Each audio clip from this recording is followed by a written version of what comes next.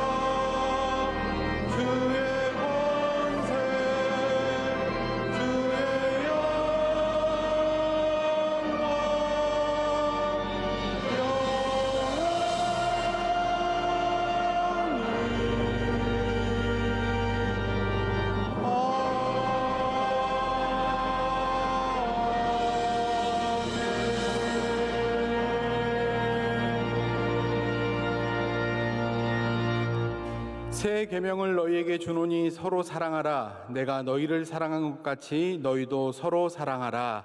아멘.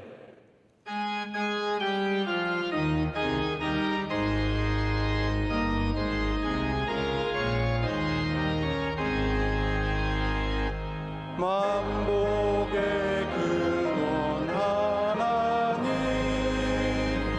온 백성 찬송 드리고 천천사여 찬송하세. 찬송 성부 성자 성령.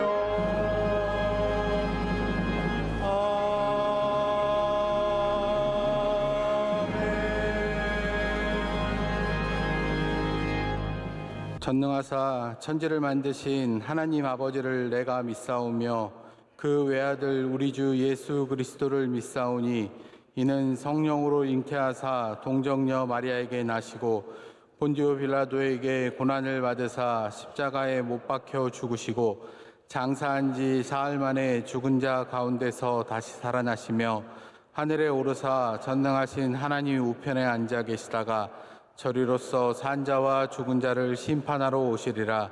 성령을 믿사오며 거룩한 공회와 성도가 서로 교통하는 것과 죄를 사하여 주시는 것과 몸이 다시 사는 것과 영원히 사는 것을 믿사옵나이다. 아멘.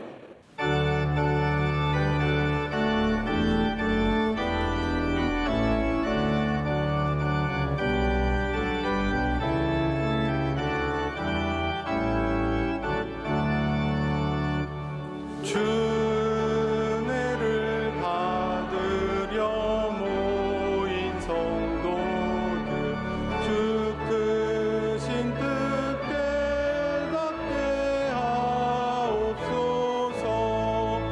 내 고통의 멍에를 다 벗게 되니 날 구속하시니 찬송하세.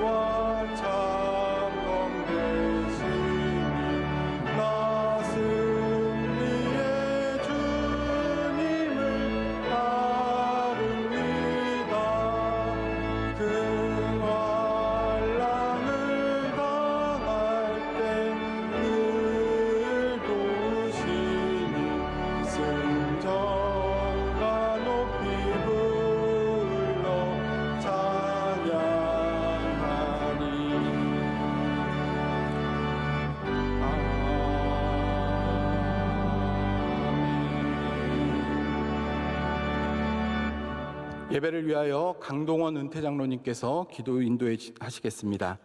전능하신 하나님 아버지, 거룩한 하나님의 성전에서 회개의 영을 부어주셔서 두렵고 떨리는 마음으로 말씀과 기도와 찬양으로 예배드리게 하신 감사드립니다.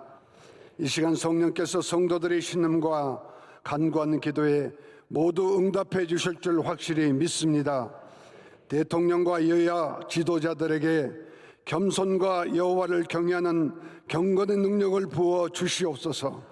국민 통합과 협치를 통해 자유민주주의와 시장경제가 정착되고 모든 사회적 갈등이 치유되게 하시옵소서.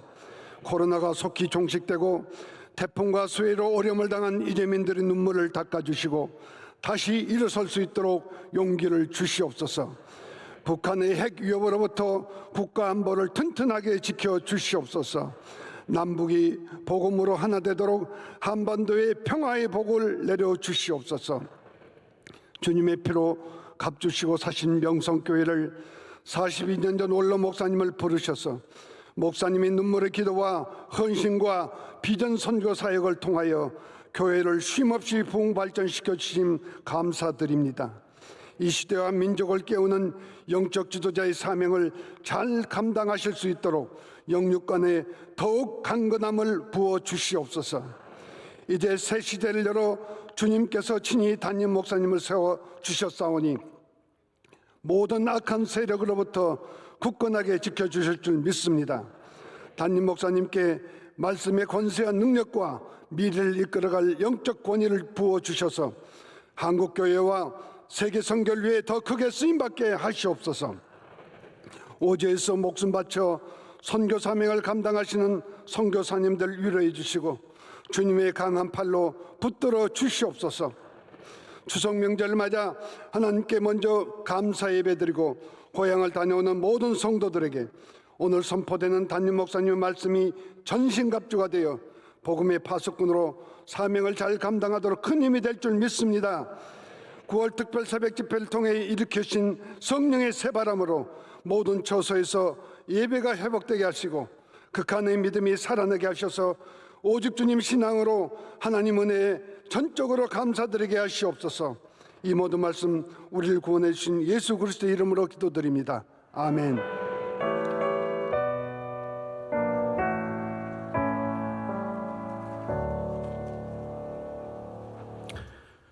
오늘 우리에게 주시는 하나님의 말씀은 구약성경 다니엘서 6장 25절에서 27절까지의 말씀입니다.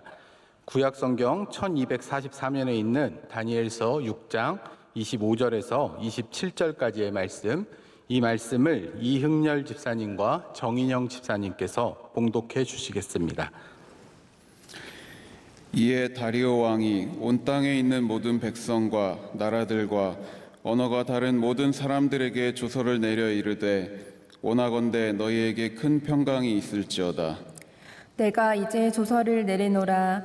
내 나라 관할 아래에 있는 사람들은 다 다니엘의 하나님 앞에서 떨며 두려워할지니 그는 살아 계시는 하나님이시요 영원히 변하지 않으시리시며 그의 나라는 멸망하지 아니할 것이요 그의 권세는 무궁할 것이며 그는 구원도 하시며 건져내기도 하시며 하늘에서든지 땅에서든지 이적과 기사를 행하시는 이로서 다니엘을 구원하여 사자의 입에서 벗어나게 하셨음이라 하였더라. 아멘.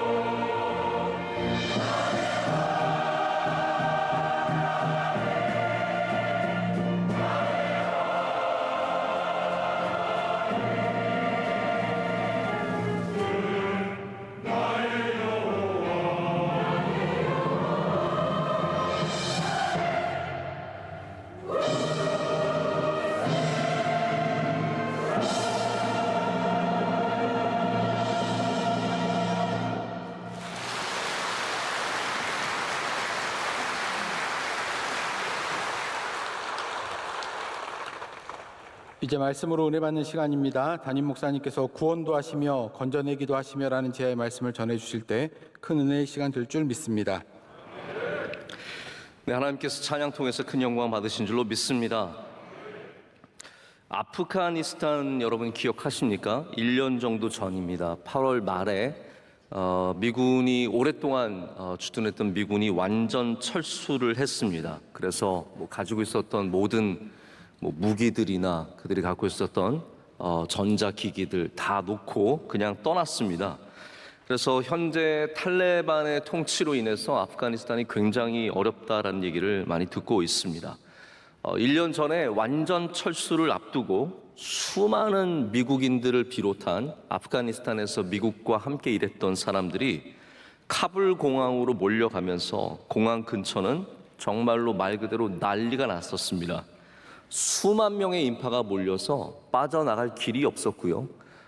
그리고 미국 해병대가 지키고 있음에도 불구하고 테러 사건이 일어나고 여러 사람들이 죽었을 뿐만 아니라 인파들 가운데 가족들이 헤어지고 이런 일들이 비일비재했습니다. 그 가운데 몇몇 사람들이 마지막 비행기를 타기 위해서 몸부림치는 장면들이 굉장히 안타깝게 이렇게 보여지게 되었습니다. 제가 한 다큐멘터리를 보게 되었는데 이 공항에서 공항 근처로 들어가기 위해서 한 가족이 들어갔다가 이분들은 미국에 갈 수 있는 모든 자격을 갖고 있었지만 이게 사람들이 너무 많아서 갈 수가 없는 거예요. 그래서 이 사람들이 미국에 있는 상원의원과 통화를 해서 우리 들여보내줘야 한다라는 것을 증명하기 위해서 전화하고 헤어지고 깨어지고 안 되고 그랬다가 마침내 겨우겨우 공항에 들어가는 모습을 보면서 굉장히 가슴 아팠을 뿐만 아니라 이 탈출이라는 것이 우리가 어디를 빠져나간다는 것이 얼마나 어려운 일인지를 좀 생각을 해보게 되었습니다. 우리가 원하지 않는 곳에 빠질 때, 또 위험한 상황에 빠질 때, 어려운 일들을 만날 때 우리가 그것을 탈출하기 위해서 굉장히 힘을 씁니다. 하지만 자연에서도 그런 현상이 있지 않습니까? 빠져나가려고 할수록 더 빠져드는 거죠. 그래서 이런 잘못된 구덩이에 빠져들면 자기의 힘으로는 빠져나올 수가 없습니다. 누군가가 건져내줘야만 나올 수 있게 되고, 이 덩쿨 같은 것도 자기를 옥죄어 올 때 그거를 벗어나려고 한다고 해서 이게 풀어지는 게 아니라 더 이렇게 조여오는 것을 보게 됩니다. 여러분, 혹시 지금 내가 좀 빠져나가야겠다라는 것이 있으십니까? 우리 삶의 실패에서 내가 어떻게 탈출할 것인가? 나의 이 아프고 우울한 마음에서 어떻게 탈출할 것인가? 이 경제적인 어려움에서 어떻게 빠져나갈 것인가? 이 관계, 망가진 관계에서 어떻게 좀 해결을 볼 수 있을까? 우리 수많은 중독들 있지 않습니까? 여러 가지 중독들에서 내가 어떻게 빠져나갈 것인가? 여러분, 세상에는 우리가 빠져나가야 하는, 탈출해야 하는 것들이 참 많이 있습니다. 그런데 성경에는 감사하게도, 잘 들어보시죠. 성경에는 감사하게도 탈출에 성공한 이야기들이 많이 있습니다. 할렐루야. 성경을 보면 어떻게 빠져나가는지, 또 하나님께서 어떻게 건져주시는지 우리는 그것을 보게 됩니다. 우리나라에서 참 인기가 있었던 영화가 있습니다. 쇼생크 탈출이라고 하는 영화입니다. 감옥에서 탈출하는 이야기죠. 근데 이 원제를 보면 쇼생크 리뎀션이라고 해서 쇼생크 구원이라는 표현을 씁니다.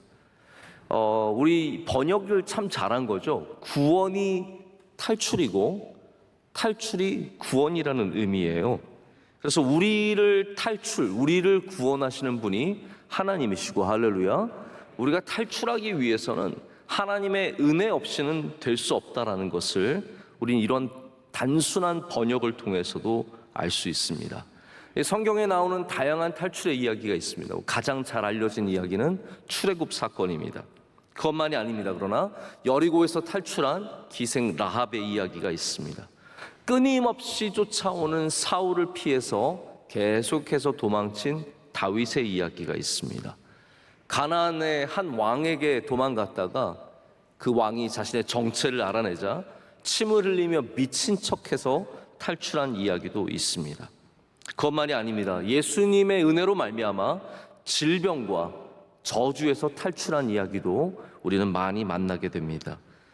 베드로나 바울과 실라도 감옥에서 기적적으로 빠져나가기도 했습니다. 자, 이것들이 우리에게 알려주는 것이 무엇입니까? 분명하게 성경은 탈출의 테마를 갖고 있다라는 거예요. 성경 안에는 다양한 상황에서 우리가 빠져나가는 이야기가 있다라는 말입니다. 특별히 오늘 이 말씀뿐만 아니라 다양한 곳에서 우리는 하나님의 인도하심 속에서 기적 같은 손길이 우리를 구원하시는 일들을 보게 됩니다. 그럼 우리 삶에 길이 보이지 않는, 계속해서 우리 길에 대한 말씀을 나누고 있는데요. 우리 삶에 길이 보이지 않는 일들이 있습니다. 제가 지난 며칠 동안 우리 새벽에 하나님의 계획에 대한 말씀을 나눴습니다. 우리 그러면서 나눈 이야기는 우리 인간의 계획은 너무나 쉽게 실패하고 좌절된다는 것이죠. 우리의 계획대로 되는 것이 별로 없다라는 겁니다. 여행을 떠나도 우리의 계획대로 되지 않고, 자녀들도 우리의 계획대로 되지 않고, 이번 추석에 여러분의 계획대로 다 됐습니까? 우리의 계획대로 되는 것이 별로 없습니다. 그러나 분명한 것은, 성경이 우리에게 전하는 것은 하나님의 계획은 우리의 계획과 달라서 영원히 선다는 것입니다. 하나님의 계획은 절대로 실패하지 않고 영원히 서게 된다는 것이죠. 그래서 탈출의 계획이 길이 보이지 않고 전혀 길이 보이지 않는 그곳에서도 우리가 하나님을 붙잡으면, 하나님을 의지하면, 계획이 있으신 하나님을 신뢰한다면 사방으로 우겨쌈을 당하여도 쌓이지 않는 은혜를 누리게 될 줄로 믿습니다. 오늘 배경이 되는 다니엘 6장의 말씀은 이 메대라고 하는 나라의 다리오가 나라를 다스리는 이야기로 시작이 됩니다. 바벨론의 느부갓네살과 벨사살에 이어서 메대라고 하는 나라의 다리오가 이 정권을 잡게 되었습니다. 그 가운데 계속해서 이 총리인 다니엘이 쓰임을 받게 되죠. 근데 다리오가 다니엘을 참 아꼈습니다. 같은 다시라서 아낀 게 아니라 다리오가 다니엘을 참 아꼈습니다. 그래서 많은 사람들이 질투하게 되었습니다. 이게 사람이 누구를 아끼면 주변의 사람들은 참 싫어합니다. 그래서 수많은 총리들과 고관들이 다니엘만을 위한 함정을 팝니다. 이게 여러분, 법이라는 것들이, 규례라는 것들이 전체를 위해서 만들어지는 경우도 있지만 이렇게 다니엘 한 명을 죽이기 위해서 함정처럼 파는 일들도 있는 거죠. 그래서 이게 마치 다리오를 위한 것처럼 얘기합니다. 다리오 왕이시여, 지금부터 30일 동안 만약에 사람들이 다리오 왕, 우리 왕이 아닌 다른 신이나 사람에게 구하면 사자굴에 넣기로 합시다. 그래서 우리 조서를 내리고 규례를 정합시다 하니까 다리오가 생각하기를 이거 자기를 위한 것 같아요. 그래서 그러자라고 얘기를 했습니다. 그런데 막상 열고 보니까 이게 다니엘을 죽이려는 법이었어요.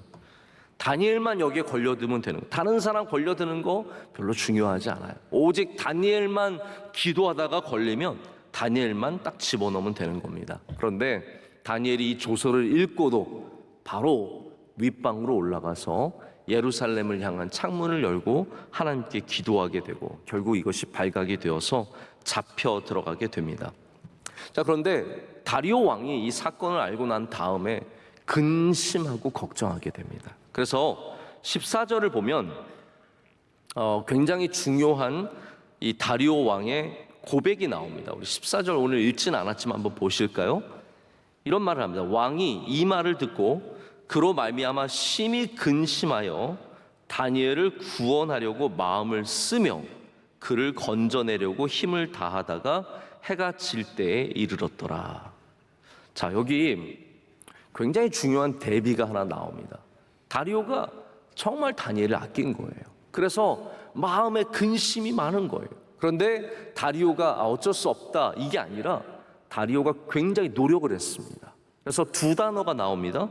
어떻게 했냐면요, 구원하려고 마음을 쓰며 건져내려고 힘을 다했다라고 얘기하고 있습니다.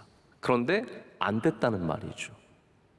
왕이, 천하의 메대 같은 나라의 왕이 구원하려고 했고 건져내려고 했는데 안 되는 거예요. 여러분, 그것이 우리의 삶입니다. 우리 삶의 어려운 일을 만나고 환난과 고난을 만나면 메대의 왕 같은 사람이 구원해주고 싶어도 구원할 수 없고 건져내주고 싶어도 건져낼 수가 없습니다. 성경은 여기 굉장히 중요한 대비를 보여주고 있습니다. 왜냐하면 다리오 왕이 구원할 수도 없었고 건져낼 수도 없는데 나중에 이 다리오가 하나님에 대해서 뭐라고 표현을 합니까? 오늘 본문 말씀 보시면 27절에, 그리고 오늘 제목이 되는 말씀이에요.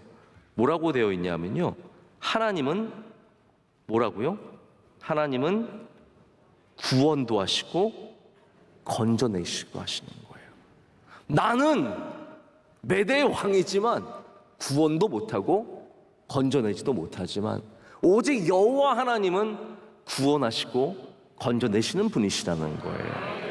여러분, 우리가 이것이 바로 어려울 때, 막다른 골목에 이르렀을 때, 우리의 한계를 만났을 때, 우리가 전혀 아무것도 할 수 없을 때 반드시 기억해야 하는 말씀입니다.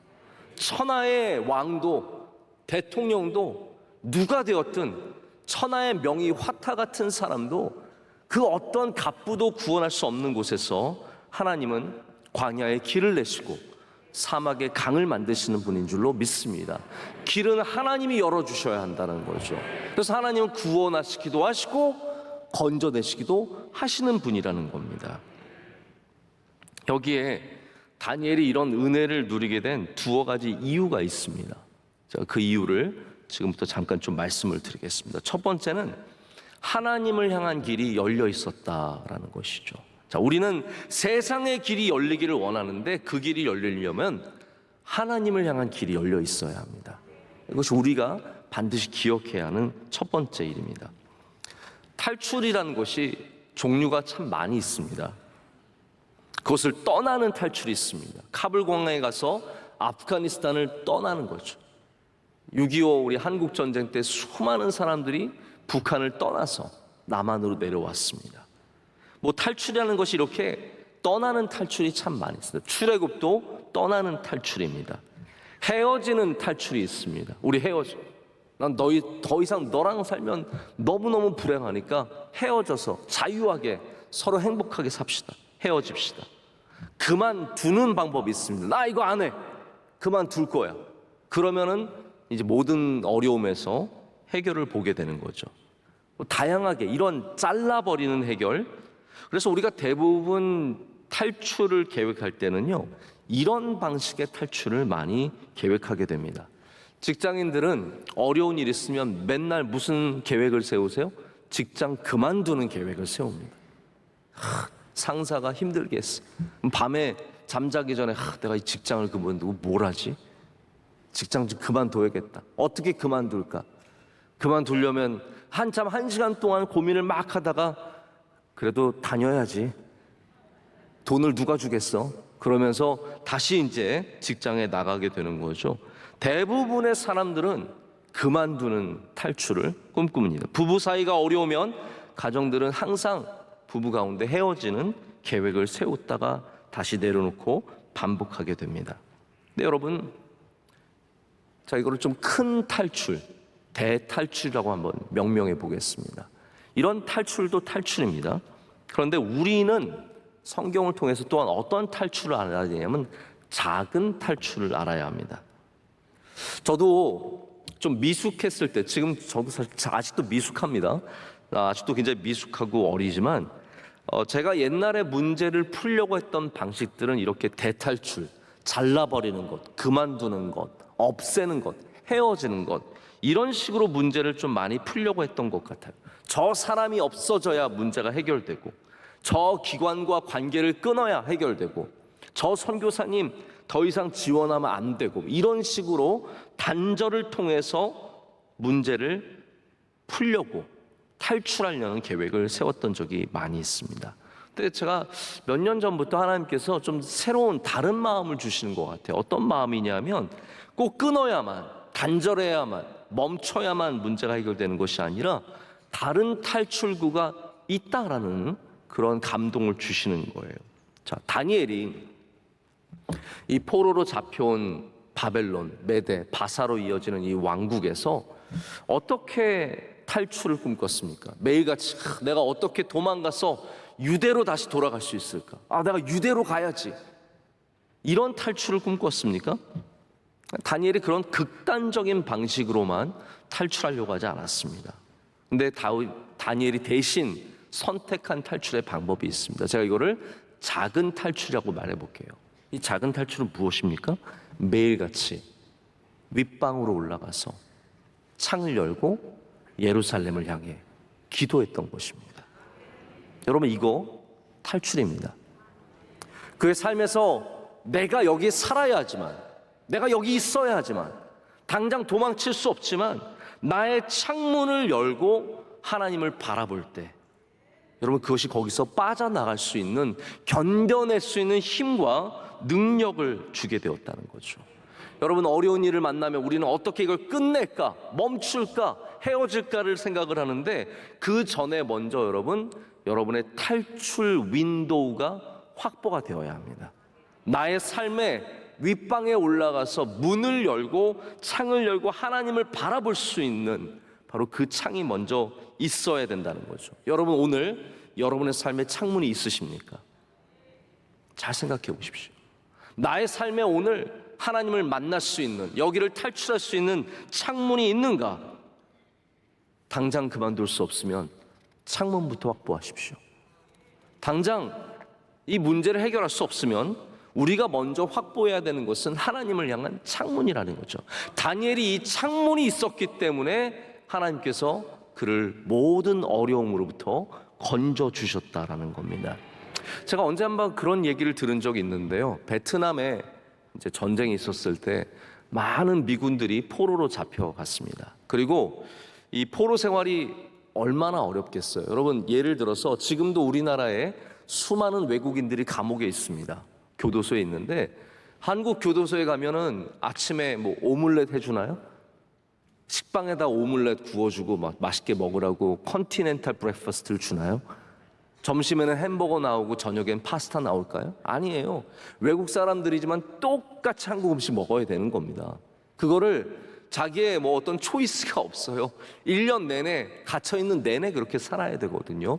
베트남에 포로로 잡혀있던 미군들이 여러분 얼마나 힘들었겠습니까? 포로에게 뭐 잘해줬겠습니까? 그러다 보니까 베트남에서 포로로 잡혔다가 죽게 되는 미군이 어마어마하게 많았습니다. 많은 사람들이 5년, 7년을 감당하지 못하고 중간중간에 죽어나 나가는 일이 많았다고 해요.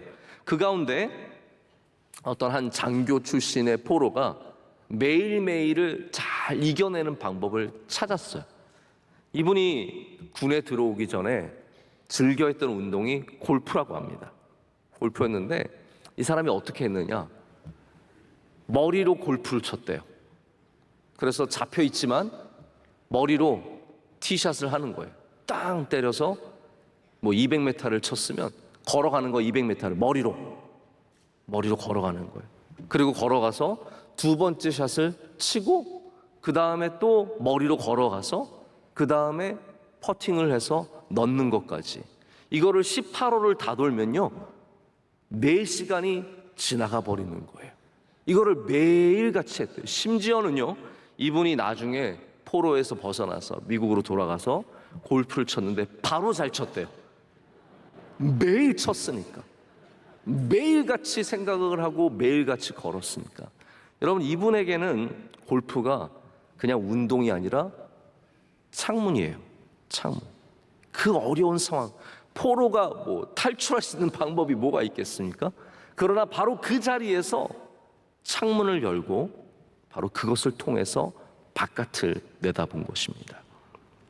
다니엘에게는 하나님께 나아가는 창문이 있었습니다. 할렐루야. 그게 진정한 탈출구였다는 거죠. 그래서 바벨론에 살았지만 매일같이 계속해서 탈출해서 하나님 앞에 서는 겁니다. 여러분, 우리도 하나님을 향한 길을 확보해야 할 줄로 믿습니다.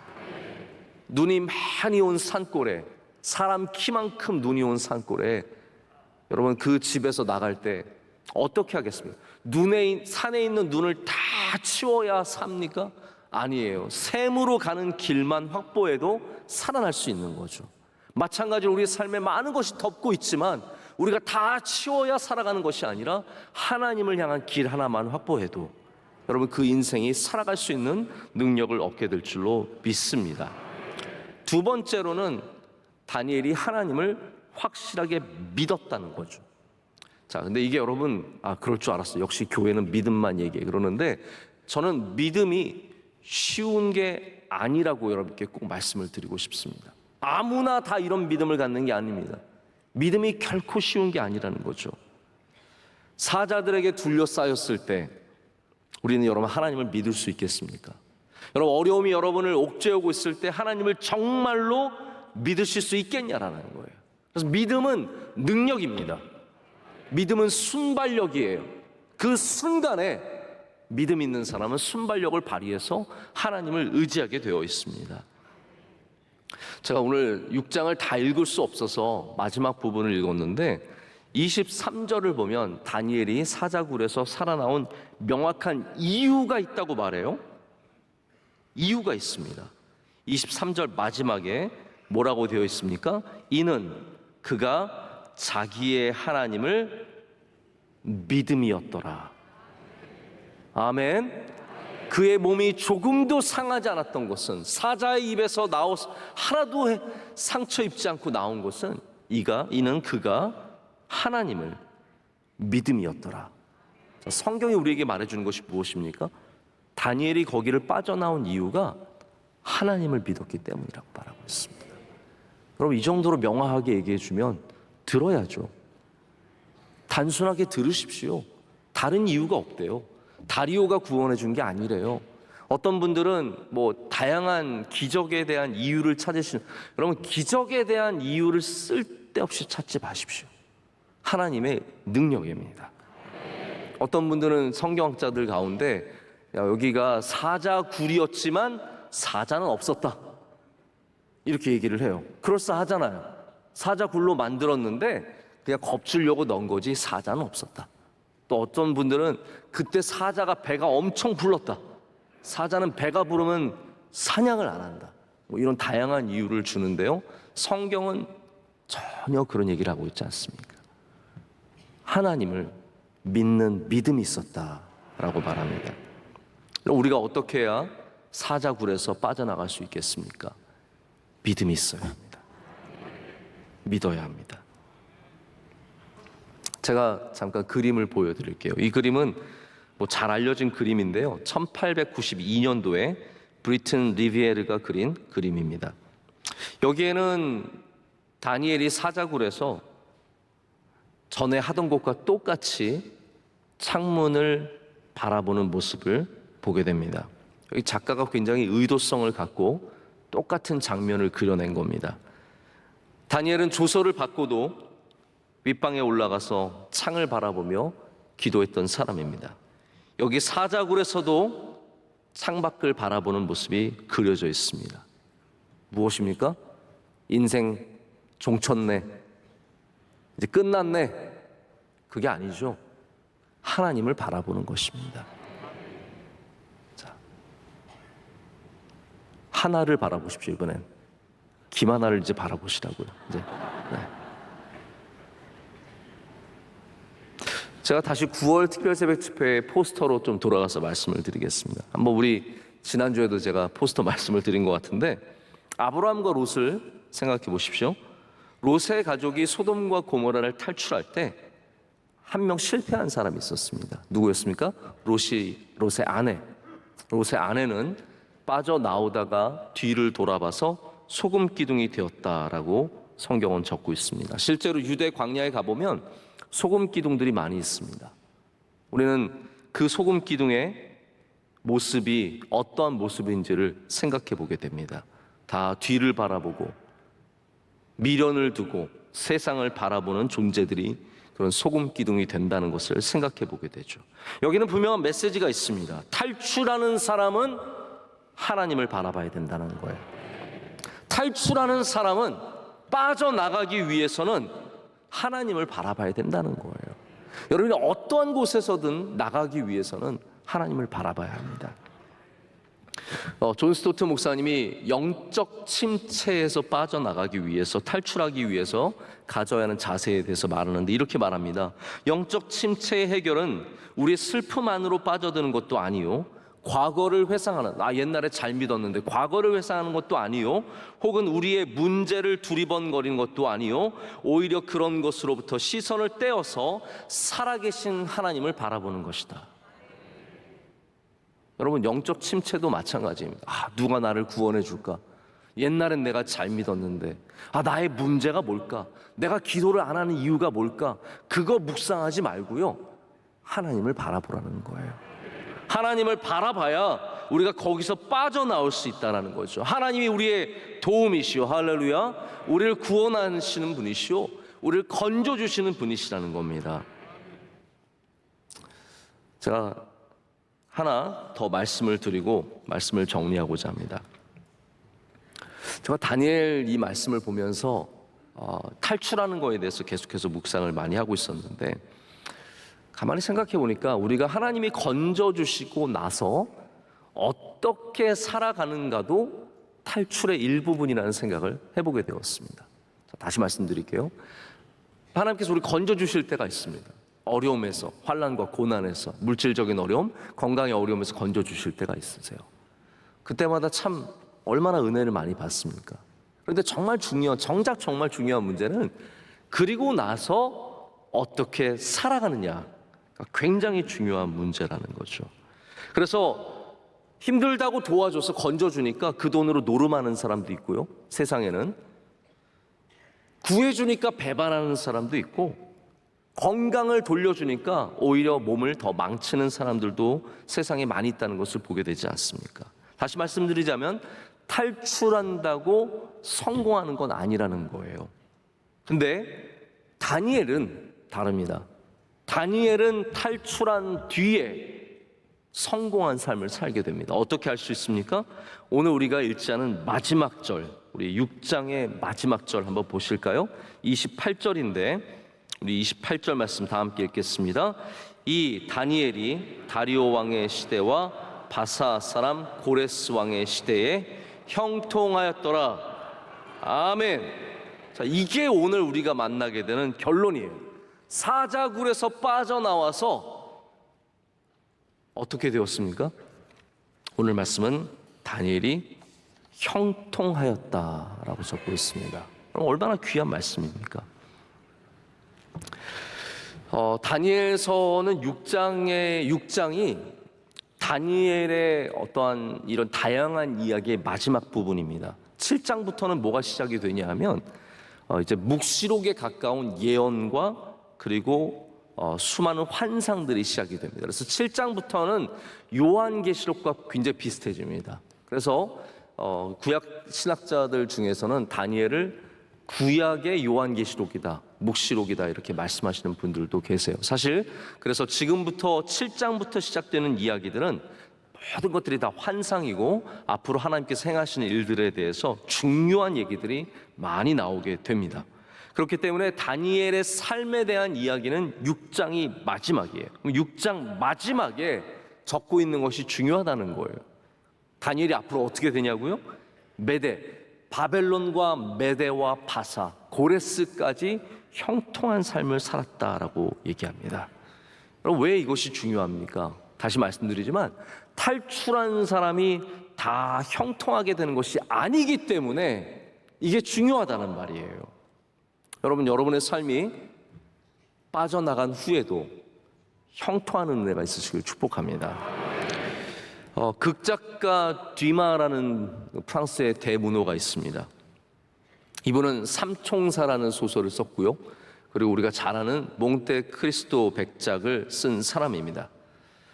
이 몽테크리스토 백작을 제가 어렸을 때 여러 번 읽었는데, 왜냐하면 재미있는 내용이니까요, 동화같이 읽었는데 아직도 제 마음에 이렇게 잘 남아 있습니다. 영화로도 만들어진 이야기죠.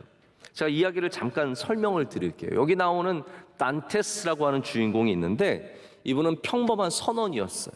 사랑하는 애인이 있는, 사랑하는 자매가 있는, 예쁜 자매가 있는 그런 선원이었는데, 이 단테스를 음모에 집어넣어서 멸망시키려고 하는 친구가 있었고 또 검사가 있어가지고 두 사람이 작당을 해서 결국은 단테스를 죄를 씌워서 아주 완전히 탈출 불가능한 감옥으로 보냅니다.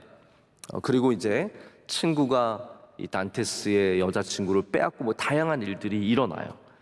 원래 단테스는 하나님을 향한 믿음이 있었던 사람인데 이 어려움을 겪으면서 감옥에 가서 실망해서 하나님을 오히려 저주하고 믿음을 저버립니다. 근데 단테스가 감옥에 갔더니 갑자기 자기 한참 이제 지나다 보니까 자기 밑에 그 바닥이 뚫리면서 한 사람이 올라오는 거예요. 보니까 옆방에 있는 전직 신부였던 죄수가 탈출하기 위해서 뚫다가 잘못 올라와서 옆방으로 올라온 거예요. 그래서 단테스가 이제 그 신부님을 만난 다음에 둘이 같이 탈출을 계획하고 같이 이제 밑에 굴을 뚫기 시작하는 거예요. 여러분 이게 얼마나 오래 걸렸겠습니까? 열심히 뚫다가 근데 안타깝게도 이 신부님이 함께 굴을 뚫다가 굴에 주저앉아가지고 그만 죽게 됩니다. 죽게 될 때 신부님이 소설이에요. 실화 아닙니다. 이 신부님이 뭐라고 말하냐면 사실은 나한테 보물지도가 있다고. 이 보물지도 너한테 줄 테니까 가서 보물을 찾아가라고. 그랬더니 이 단테스가 이걸 받으면 너무 감격이 되잖아요. 감격이 돼서 그런데 그 신부님이 당신 근데 이 보물을 찾으면 반드시 선한 일에 써야 된다고. 약속하라고 그럽니다. 그랬더니 이 단테스가 무슨 말이냐? 난 가서 반드시 복수할 거라고. 그랬더니 신부님이 절대로 그러면 안 된다고. 죄를 지으면 안 된다고. 하나님을 믿고 죄를 짓지 말고 꼭 좋은 일에 쓰라고 말합니다. 그랬더니 단테스가 신부님 저는 하나님을 안 믿습니다. 딱 그렇게 얘기를 해요. 그러자 신부님이 말하기를 웃으면서 죽는 가운데도 미소를 지으면서 하나님이 여전히 너를 믿고 계시다라고 말을 해줍니다. 그래서 단테스가 결국은 탈출에 성공을 해서 이 보물을 찾습니다. 그래서 부자가 되니까 타이틀을 만들어요. 백작이 된 거예요. 그래서 몬테크리스토 백작이 된 거예요. 그래서 나중에 이 선원과 검사 앞에 나타나서 아주 통렬하게 복수를 합니다. 그런데 복수를 하다가 신부님의 말씀이 깨달아지는 거죠.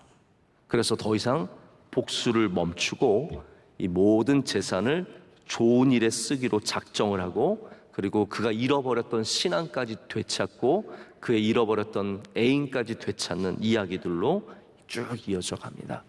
근데 여러분 이 이야기가 감동적인 것은 탈출이 끝이 아니라는 복수가 끝이 아니라는 거예요. 이 몬테크리스토 백작의 이야기가 우리에게 전해주는 이야기는 여러분 탈출하고 인생이 행복해지는 것이 아니라 용서해야 인생이 행복해지고 복수가 끝이 아니라 결국은 그가 믿음을 가짐으로써 그가 형통하게 되는 것이 이게 진짜 인생의 끝이 되어야 한다라고 우리에게 가르쳐주기 때문입니다. 여러분 우리의 끝이 무엇입니까? 우리의 끝은 탈출이 아니에요. 사실은 우리의 끝은 그냥 복수하는 게 아닙니다. 진짜 아름다운 끝은 형통한 것입니다. 형통은 어떻게 얻을 수 있습니까? 우리가 바른 믿음을 가져 돈이 많아야 형통한 것이 아니라 복수에 성공해야 형통한 것이 아니라 백작이 되어야 형통한 것이 아니라 믿음이 있어야 형통하게 된다는 것이죠. 우리 예수 그리스도를 향한 분명한 믿음을 가질 때 형통의 삶이 우리에게 주어질 줄로 믿습니다. 오늘 여러분의 다양한 삶 속에서 빠져나갈 길을 찾으시고 하나님의 건져주심과 구원의 은혜를 바라신 여러분들 믿음을 갖고 걸어가시길 축복합니다. 그러면 우리가 빠져나간 후에도 하나님께서 그 삶 가운데 다니엘에게 주신 형통함의 은혜를 허락해 주실 줄로 믿습니다. 기도하시겠습니다. 하나님 아버지 감사합니다. 오늘 이 추석의 명절 가운데도 하나님께 예배하기 위해 나온 주님의 귀한 백성들이 여기에 있습니다. 하나님 이 시간 우리의 예배를 기뻐 받아 주시옵소서. 연약한 우리들, 부족한 우리들, 하나님 날마다 어려움을 만나는 우리들 하나님께서 그곳에서 구원하여 주시고 건져 주실 줄로 믿습니다. 질병에서 구원하여 주시고 물질적인 어려움에서 건져 주시오며 하나님 관계의 막다른 골목에서 우리를 탈출시켜 주시옵소서.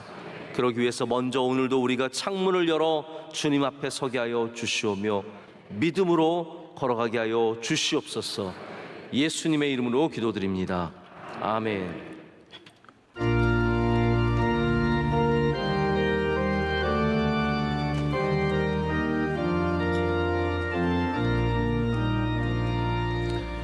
너 근심 걱정 말아라.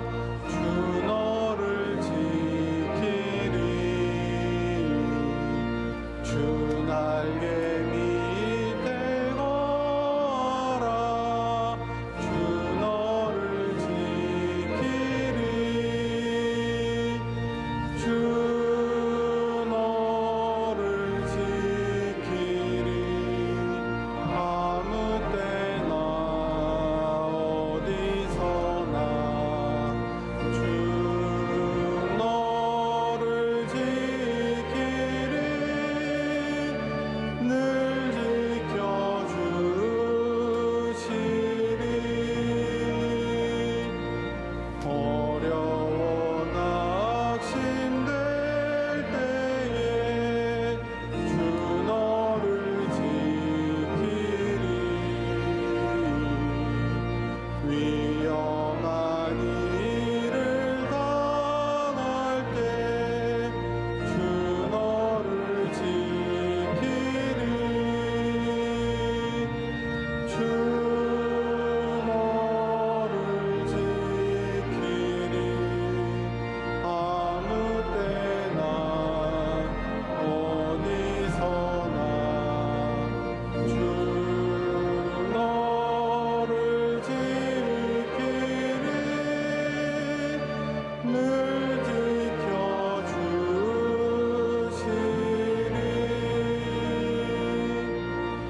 너 쓸 것 미리 아시고 주 너를 지키리. 구하는 것을 주시며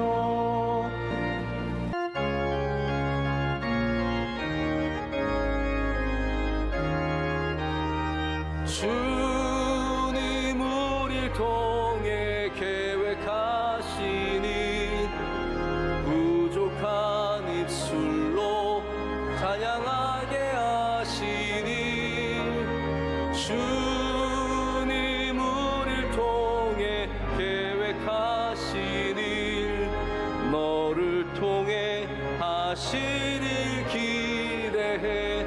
주님 우리를 통해 주님 우리를 통해 계획하시니 부족한 입술로 찬양하게 하시니 주님 우리를 통해 계획하시니 우리를 통해 하시를 기대해.